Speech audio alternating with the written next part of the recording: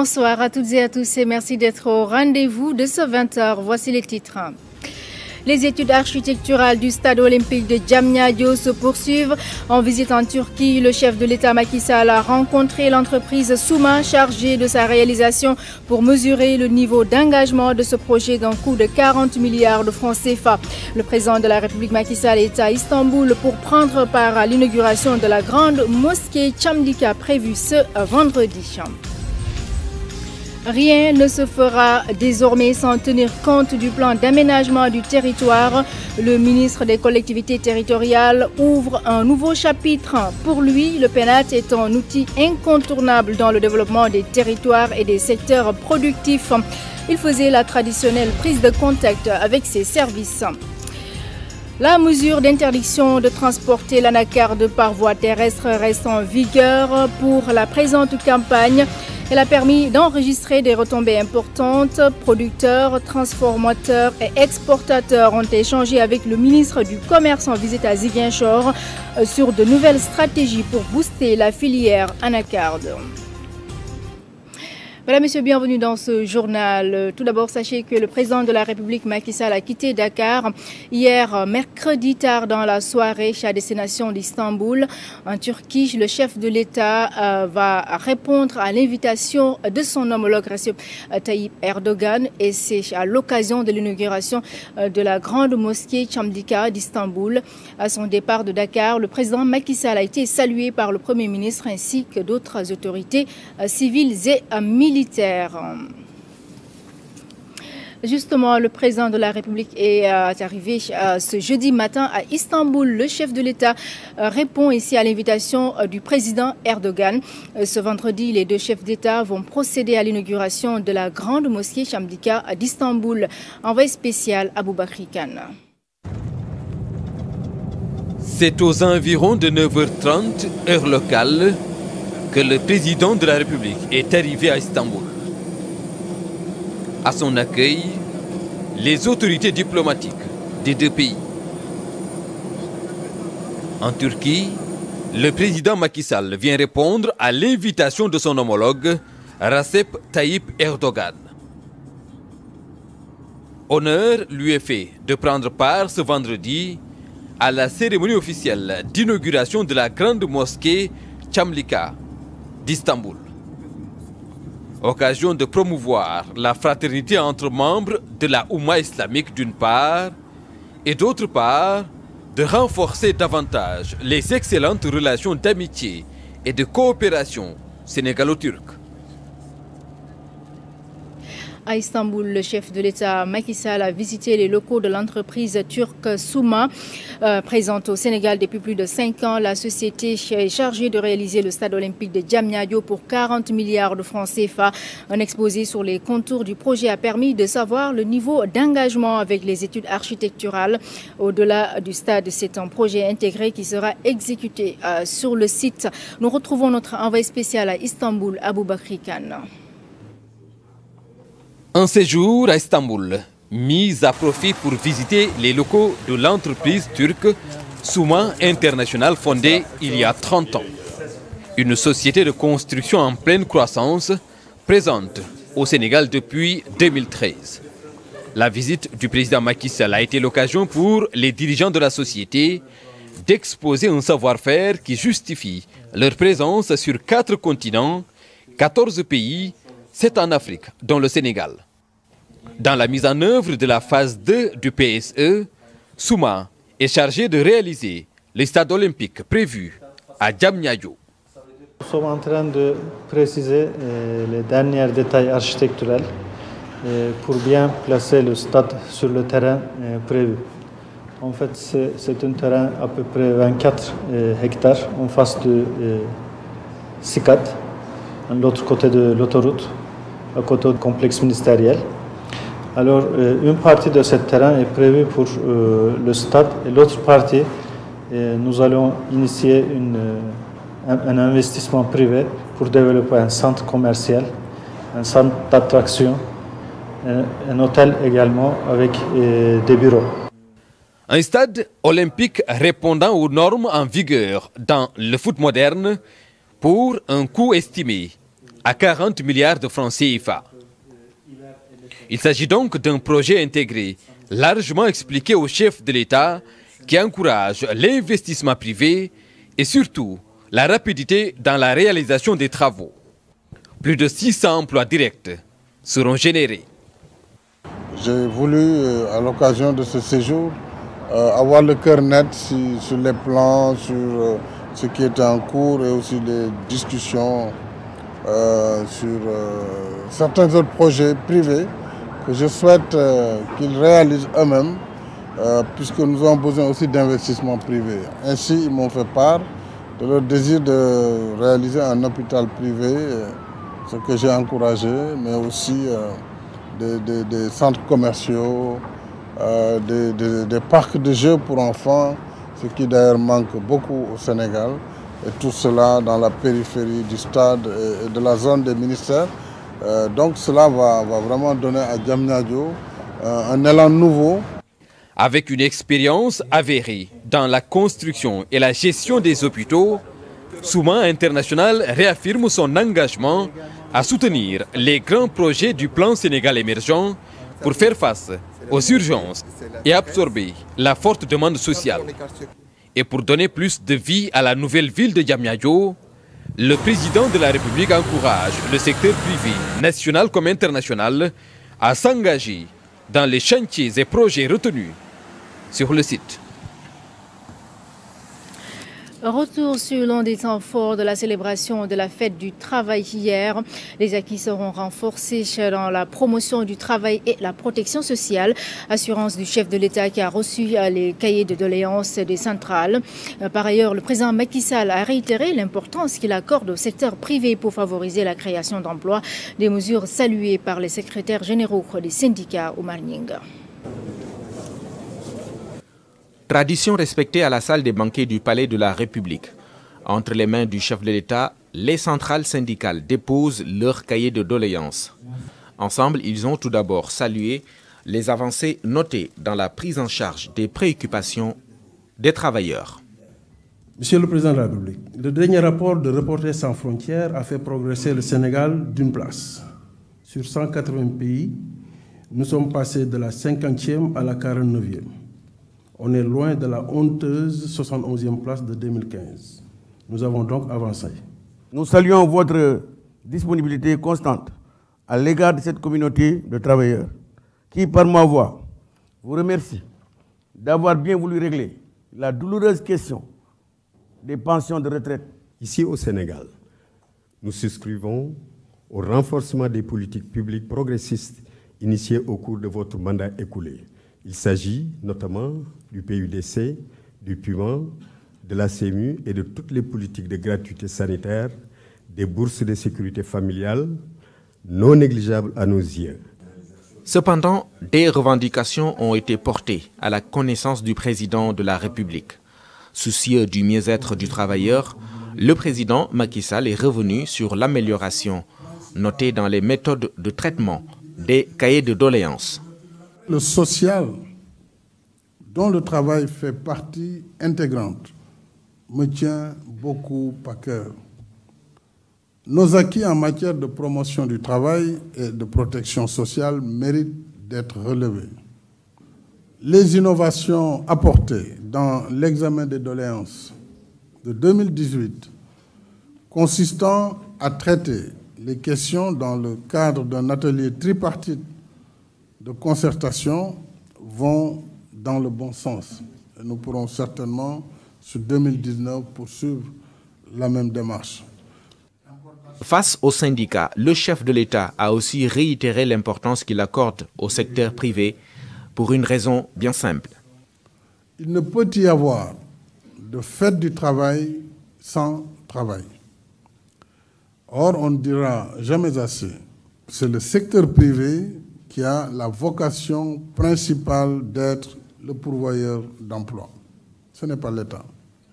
Je saisis l'occasion pour renouveler la priorité élevée que j'attache à l'épanouissement du secteur privé national, surtout dans cette phase 2 du plan Sénégal émergent, qui fera davantage appel à l'investissement privé et au partenariat dans ses différentes formes.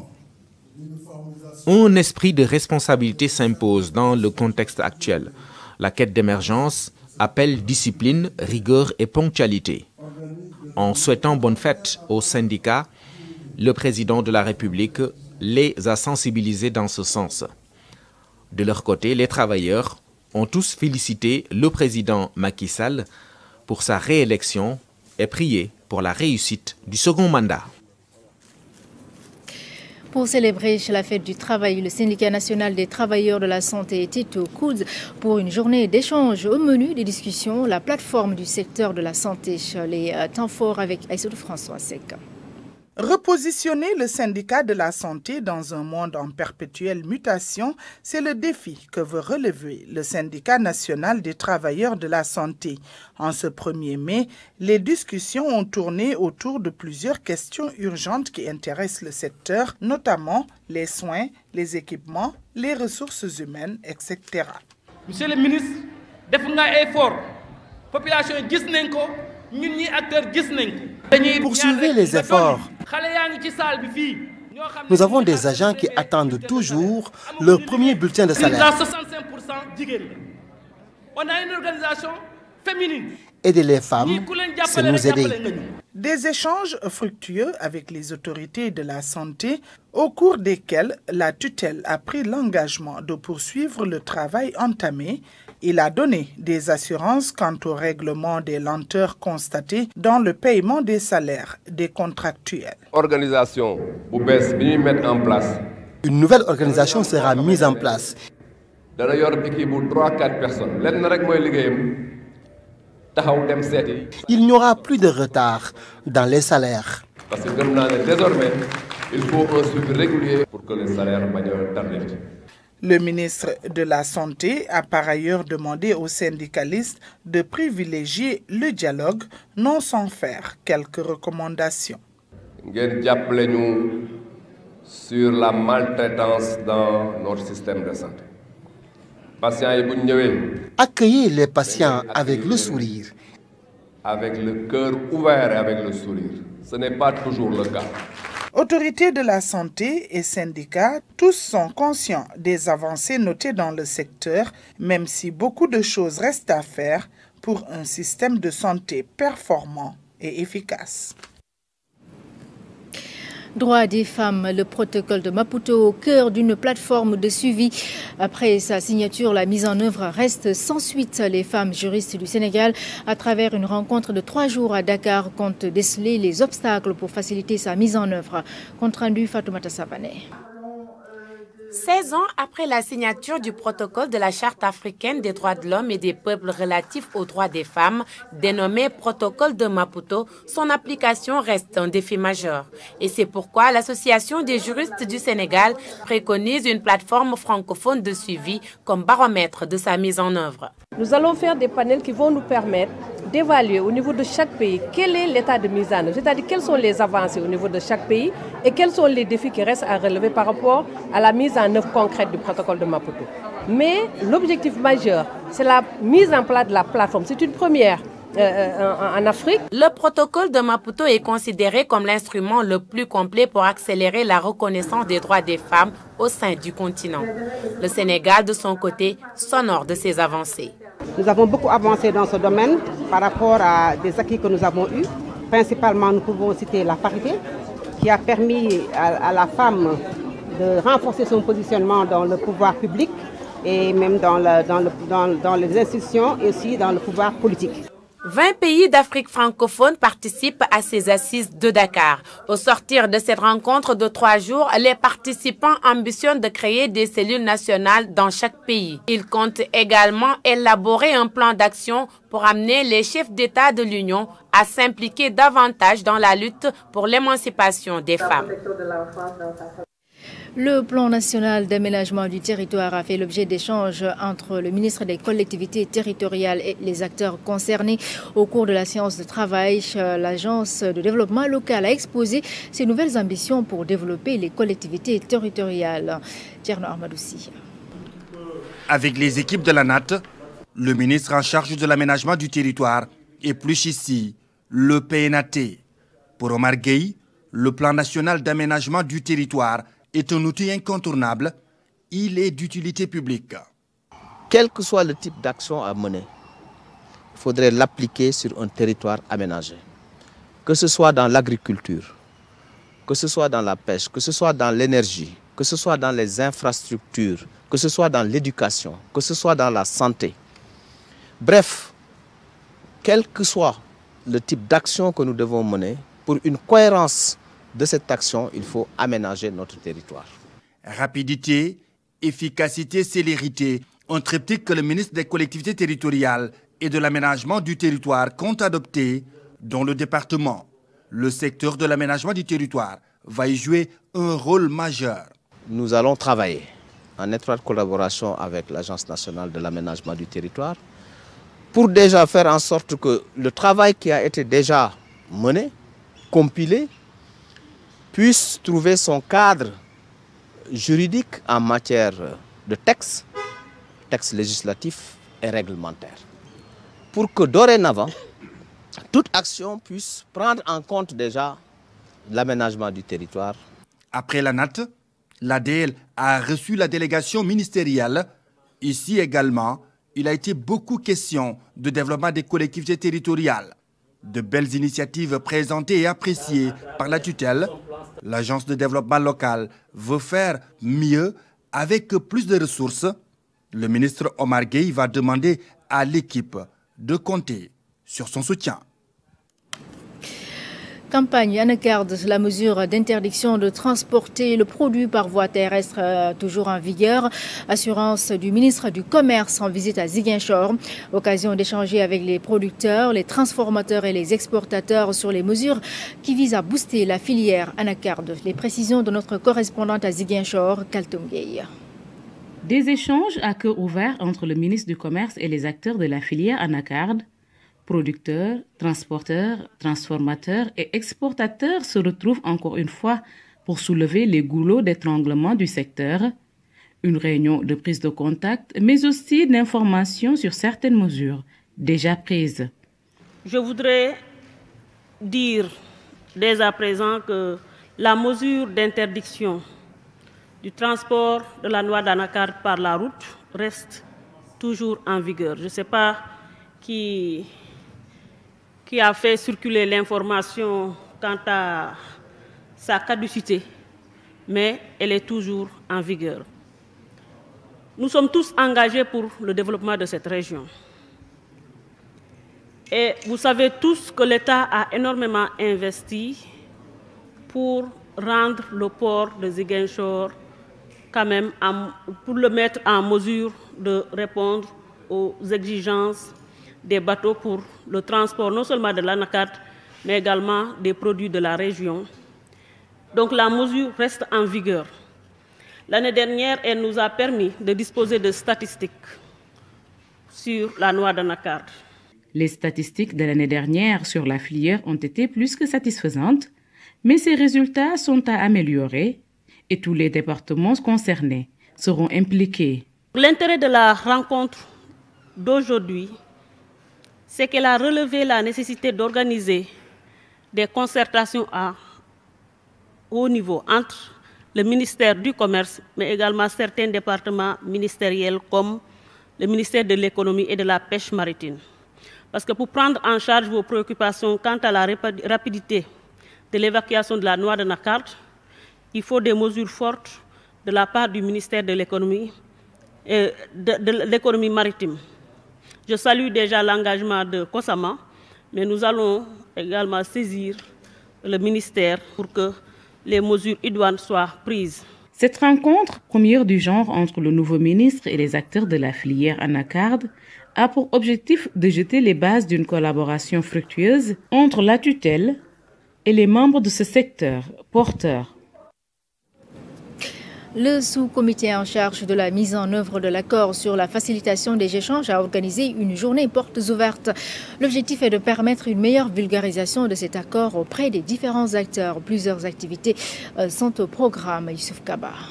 L'accord sur la facilitation des échanges cherche à enrayer les lenteurs administratives qui entravent le passage des marchandises à travers les frontières. Les opérateurs économiques accueillent ces nouvelles mesures avec beaucoup d'enthousiasme. Ça va permettre aux entreprises d'exporter plus, de gagner beaucoup plus de temps. Il y aura beaucoup plus de célérité, beaucoup plus de transparence, beaucoup plus d'équité sur les transactions internationales. Donc, ce qui peut être que bénéfique pour le secteur privé, mais aussi pour l'administration centrale. L'administration des douanes, en raison de sa position stratégique à la frontière, est au premier plan de la mise en œuvre des mesures de l'accord sur la facilitation des échanges. Tous ces efforts participent de cette volonté de moins contrôler, tout en contrôlant mieux à travers des inspections non intrusives afin de fluidifier le commerce transfrontalier. L'UEMOA s'est beaucoup impliqué dans la formulation de ces accords et accompagne toutes les initiatives prises à cet effet. Dans le cadre des initiatives communautaires pour réduire les entraves au commerce, la commission de l'UEMOA a mis en place plusieurs initiatives pour développer et faciliter le commerce entre les États membres de l'Union et les pays tiers. Cet accord visant, comme vous le savez, à accélérer le mouvement, la main levée et le dédouanement des marchandises aux frontières marque le début d'une nouvelle phase des réformes destinées à faciliter l'échange dans le monde entier et crée une dynamique importante pour le commerce et le système commercial multilatéral dans son ensemble. L'objectif de cette journée portes ouvertes est de permettre une meilleure vulgarisation et de l'appropriation de l'accord sur la facilitation des échanges auprès des différentes parties prenantes. Mobilisation de l'expertise de la diaspora, ce sont des volontaires qui veulent mettre davantage leurs compétences au service du développement économique et social du Sénégal. Ils comptent mobiliser près de 6,5 milliards pour le financement des missions d'expertise dans les services publics et privés. Annonce faite au cours d'un atelier de partage. Fatou Diouf. Dans cette salle, des experts et des jeunes volontaires soucieux du développement de leur pays d'origine, le Sénégal. La diaspora établie en Belgique, France, Espagne et Italie est mobilisée pour accompagner les politiques publiques du gouvernement. Comment réussir cette mobilisation? Les modalités sont partagées au cours de cet atelier organisé par le programme d'appui aux initiatives de solidarité pour le développement. Notre action, c'est de faire en sorte que notre diaspora puisse exprimer sa solidarité à travers son savoir-faire, à travers ses connaissances, accompagner nos politiques publiques parce qu'ils sont dans des secteurs de pointe dans leur pays d'accueil. Ils travaillent avec des instruments assez innovants pour lequel notre pays en a besoin et c'est un raccourci extrêmement important dans la construction de notre système administratif mais également dans la prise en charge de nos politiques publiques. On contribue avec un appui financier de 10 millions d'euros, donc assez important. Et on est content parce que c'est un projet qui a commencé avec une implication de l'Union européenne et de la France, mais qui maintenant a la possibilité d'appuyer aussi la mobilisation de ces diasporas dans les différents pays européens. Donc ce n'est pas seulement la France, mais aussi l'Italie, l'Espagne et la Belgique. Transfert de ressources économiques et de compétences. La contribution de la diaspora sénégalaise pour l'émergence est réelle. L'État va appuyer cette initiative. C'est plus de 2 milliards par jour, plus que l'aide publique au développement. Mais quand on parle également de la diaspora, c'est des compétences fines. Et ça, c'est extrêmement important. C'est également des valeurs, ce sont des idées. Et ça, il n'y a pas de prix. Et ces gens-là, il appartient aujourd'hui à l'État du Sénégal de mettre en place l'ensemble des dispositifs. Et même ces fonds qui sont envoyés, qui servent souvent à des biens de consommation, il nous appartient aujourd'hui de mettre en place des dispositifs pour les capter et pour les orienter vers l'investissement productif. Une banque, par exemple, de la diaspora pourrait servir l'accès au logement de ses compatriotes qui sont de l'autre côté et qui souvent, malheureusement, peuvent être floués ou avoir des difficultés dans leur investissement au niveau des régions et du pays. Le PASD entame ainsi sa troisième phase. 4 ans durant, des missions d'expertise vont se tenir au profit des structures publiques, privées et projets du Sénégal. Après l'Europe, la structure envisage d'explorer les continents africains et américains. Leur credo, mettre le talent de la diaspora sénégalaise au service du développement. Nous avons le plaisir d'accueillir sur ce plateau l'ambassadeur Cheikh Keita. Il est le président de l'Observatoire panafricain du numérique et du digital. Bonsoir Monsieur Keita et bienvenue. Bonsoir madame, merci de m'avoir invité. Le plaisir est partagé. Alors les états généraux de l'intelligence économique viennent de se terminer à Dakar. Quelle lecture faites-vous de cette initiative, mais également les conclusions de ces assises? Écoutez, le lancement des AGE du CAVI, le Centre africain de veille d'intelligence économique, a été un grand mouvement de solidarité, un grand mouvement de partage et d'efficience, parce que nous recevons à cette occasion tous les membres d'honneur du CAVI et aussi les délégations venues de toute l'Afrique pour venir travailler ensemble, pour porter une stratégie commune, pour porter l'efficience au continent africain. Et à cette occasion, nous avons lancé nos travaux et nous avons lancé l'Observatoire panafricain du numérique et du digital. Vous savez que depuis un certain nombre d'années, l'Afrique est embarquée dans cette situation numérique digitale qui va à une vitesse incroyable. Alors il y a des États qui ont pris compte de cette avancée, d'autres États n'ont pas encore cerné cette problématique. Et cette problématique, elle est immense. D'abord le numérique, le digital, oui, c'est bien. Ça peut nous aider à nous avancer, mais ça cause assez de problèmes. Parce que en matière de cybercriminalité, l'Afrique est aujourd'hui victime de beaucoup de hackers. On ne dit pas souvent, mais ça plante le pays au niveau du chiffre global de la cybercriminalité. Et puis aujourd'hui, il y a quelque chose qui est aussi très important que les États doivent prendre en compte, c'est les fake news, c'est-à-dire les fausses informations. Vous savez, madame, c'est tellement important de tenir compte de tout ça aujourd'hui, parce que demain, on ne peut pas penser que finalement, il faut tirer un coup de fil, un coup de fusil pour faire tomber un gouvernement. Il suffit simplement d'avoir de l'intelligence artificielle et envoyer des fausses informations pour faire tomber un gouvernement. Donc c'est très très important. Et justement, quel est le rôle de cet observatoire pour pouvoir faire face à ces enjeux-là? L'observatoire, c'est une institution que nous avons créée pour apporter de l'efficience aux États, pour conseiller les États, pour réguler ce flux de digital et du numérique en Afrique, pour aider les États à réfléchir sur les dangers et sur la portabilité potentielle de ce que nous pouvons tirer d'essentiel sur le numérique et le digital. Ça peut donner aussi un moment de réflexion globale pour permettre aux États de tracer des lignes directives pour avancer, pour que nous tirons une certaine efficience. Mais alors, cet observatoire aussi va conseiller les États à créer un plan souverain des États pour contrôler l'Internet, qu'on appelle Sovereignty Internet Act, que les États, que nous conseillons aux États de mettre en place, parce que, vous savez, les GAFAM, ils sont plus riches que les États aujourd'hui, ils ont leur puissance de frappe, et les États n'ont pas tellement de solutions pour lutter contre ça. Alors nous proposerons de taxer des flux concrètement, des GAFAM sur l'Afrique, pour qu'on touche des réserves, pour qu'on prenne cette réserve, pour construire des universités, des laboratoires, pour que l'Afrique soit au niveau des autres pays, au niveau du digital et du numérique. Alors justement, vous avez également fait un focus sur l'intelligence économique. À quoi renvoie cette notion? L'intelligence économique, vous savez, on confond souvent, il y a de l'espionnage, il y a l'intelligence économique. Alors les espions, la différence c'est que les espions travaillent à l'ombre, ils ne sont pas visibles, toutes les informations qu'ils potassent, c'est différent, alors que l'intelligence économique, c'est découvert.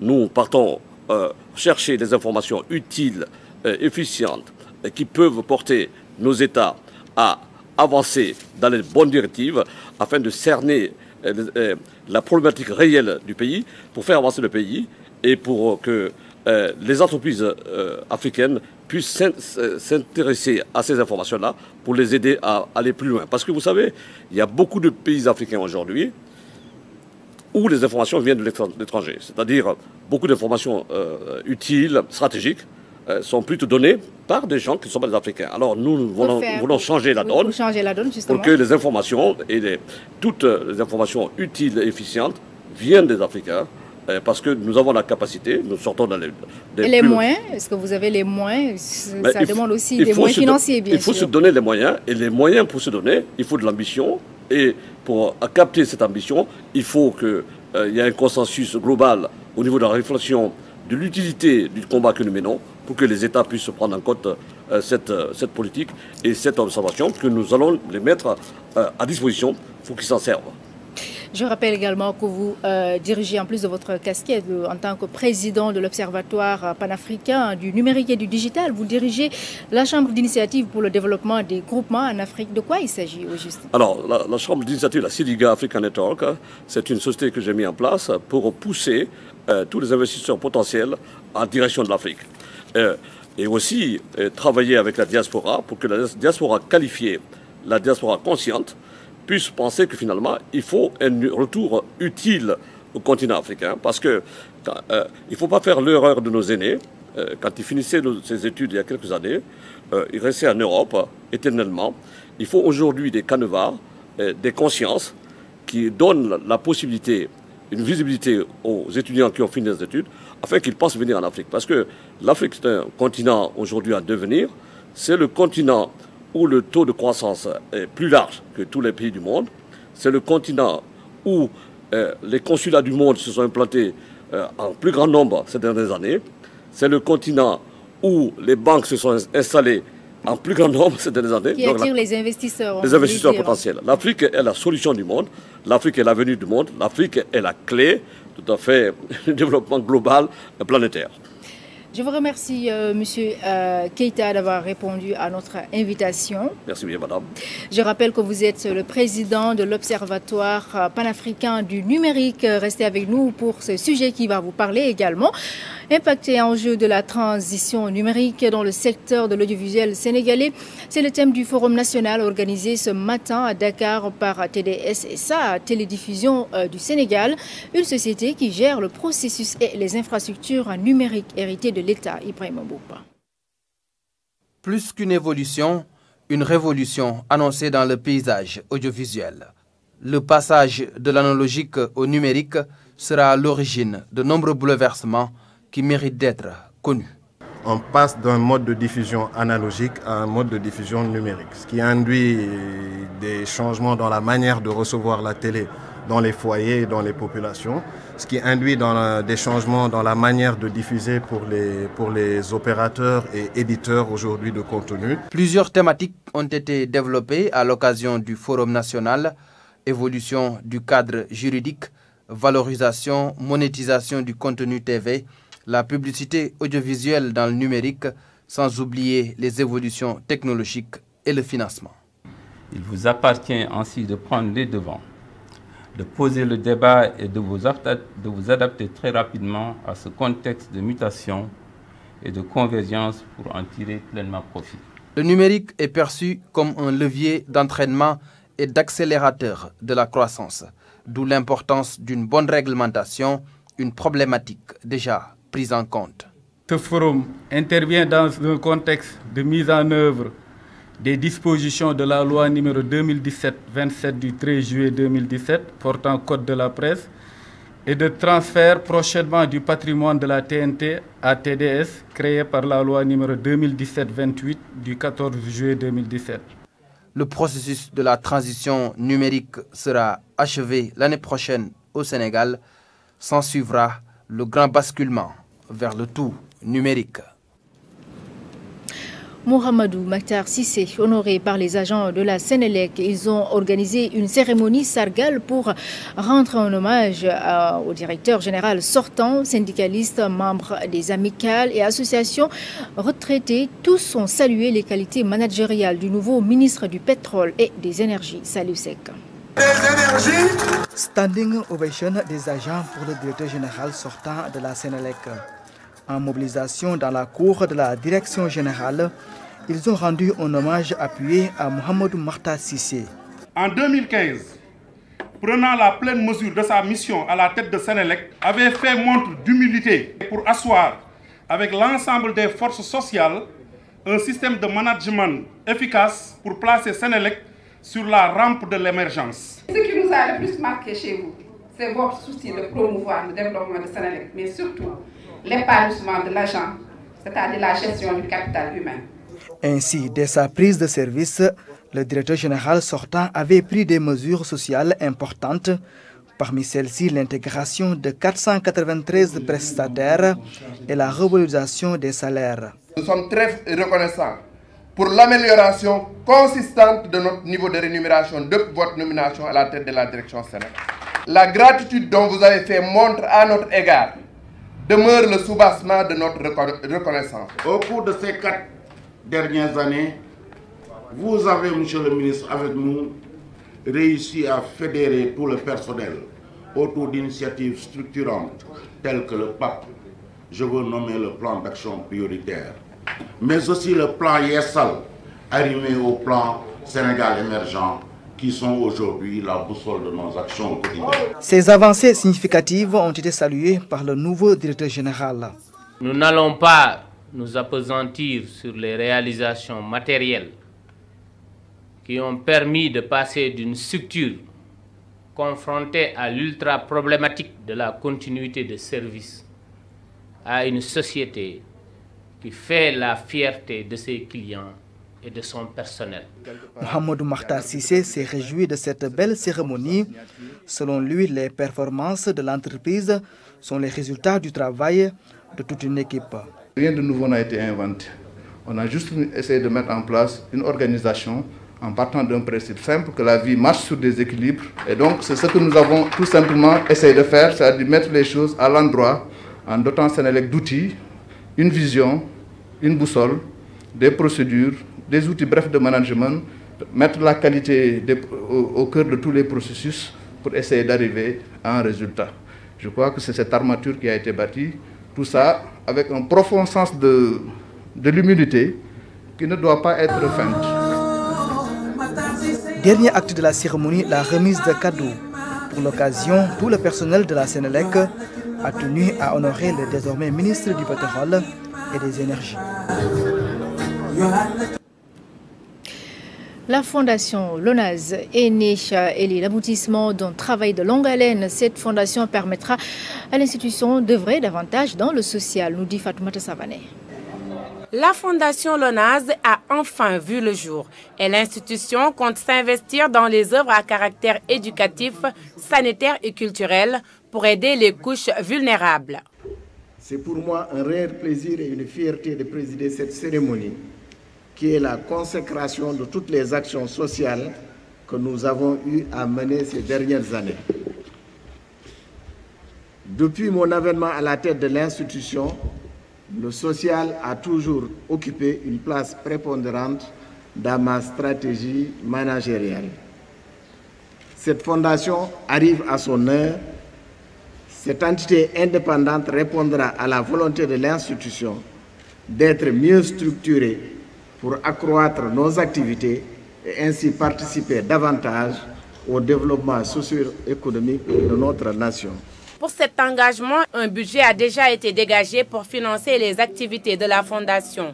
Mais les dirigeants ne comptent pas s'arrêter en si bon chemin. Ils vont s'atteler à trouver des ressources additionnelles. Nous allons aussi augmenter nos cibles. Nous serons encore beaucoup plus proches des populations de nos concitoyens pour les appuyer, pour les soutenir. Voilà, surtout pour appuyer les efforts des pouvoirs publics. La fondation vient de démarrer quand même avec une somme très importante. Nous comptons aussi chercher des ressources additionnelles et pour renflouer notre budget.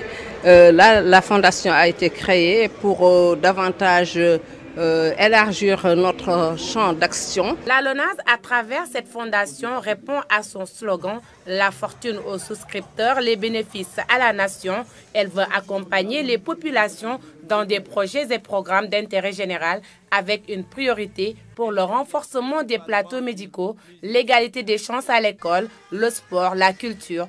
Autant de chantiers qui figurent sur la feuille de route de la toute nouvelle fondation. L'actualité internationale nous mène au Soudan où la contestation pour un pouvoir civil continue. Nous irons également au Venezuela, mais nous démarrons par le Bénin où l'incertitude et la tension règnent dans la capitale Cotonou. Le survol de l'actualité, c'est avec Moussa Mané. Au Bénin, il règne un climat d'incertitude et de tension depuis les législatives auxquelles l'opposition n'a pas participé. Ceci au lendemain des violences survenues à Cotonou. L'armée et la police ont délogé ce jeudi par des tirs des centaines de manifestants qui entouraient la résidence de l'ancien président Yahi Boni. Le ton était déjà monté avec l'ultimatum des deux anciens présidents qui demandaient au gouvernement de suspendre le processus électoral. Yahi Boni était invité à un rassemblement, mais la maison était encerclée. La suite, c'est une série d'incidents. La population a fait des barrages en allumant des pneus et jetant des pierres à la police qui a répondu par des gaz lacrymogènes. Au Soudan, une immense foule de manifestants soudanais a déferlé devant le quartier général de l'armée à Khartoum pour réclamer encore une fois un pouvoir civil. Répondant à un appel d'une marche d'1 million qui a réuni plus de contestants que lors du même appel. Les négociations entre l'armée et les représentants du mouvement de la contestation sont au point mort. Enfin, au Venezuela, Nicolás Maduro résiste à une nouvelle offensive de Juan Guaidó.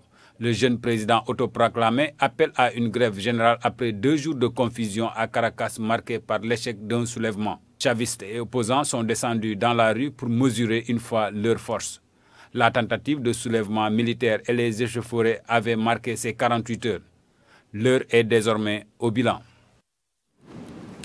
Voilà, ainsi se referme cette édition. Mesdames, Messieurs, merci à vous d'avoir été au rendez-vous de ce 20h. Très bonne soirée sur la RTS.